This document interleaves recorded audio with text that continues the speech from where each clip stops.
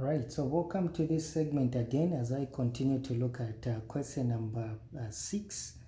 B6, it says figure B6.1 shows rays of light in a semi-circular glass block. So that's what they have told us. So you are able to see there's ray A, there's also ray C, there's also point B. This is a semi-circular glass block.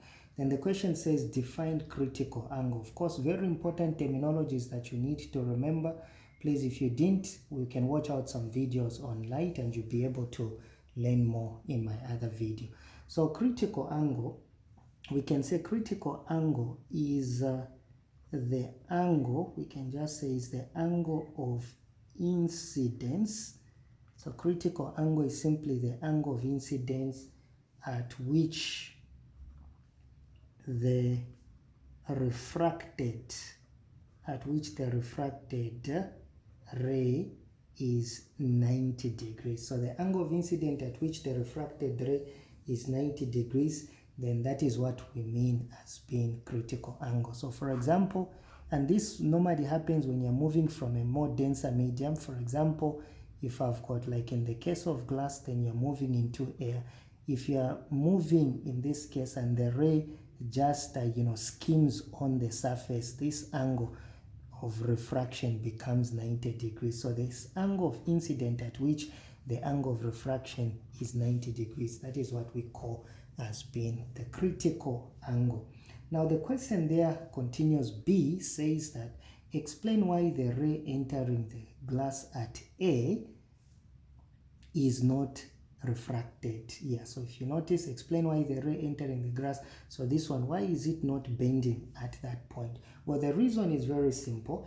Any ray that is entering at a right angle to the surface is not refracted. There's no bending that actually takes place, and that explains why this ray is actually just going straight. So I can simply say, the ray enters perpendicularly.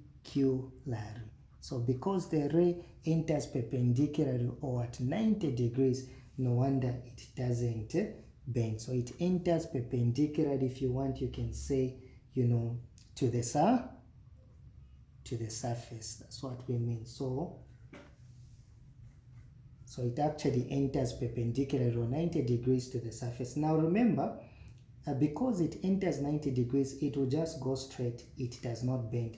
Remember that refraction only occurs when light enters at an angle. So when it enters at an angle, refraction is going to take place. But if it doesn't enter at an angle, it is, at a right angle. For example, imagine there's a ray, but it is 90 degrees to the, to the surface. It means it will continue to travel in a straight line. That's what it simply means. It will not, bend. So that is what you need to remember.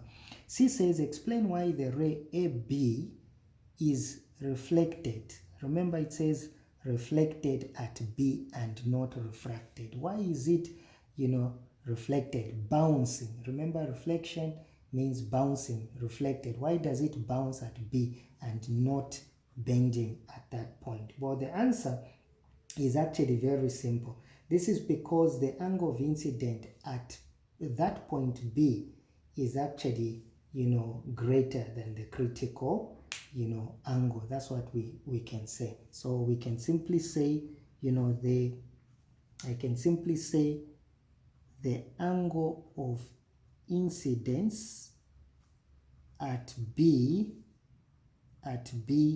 is greater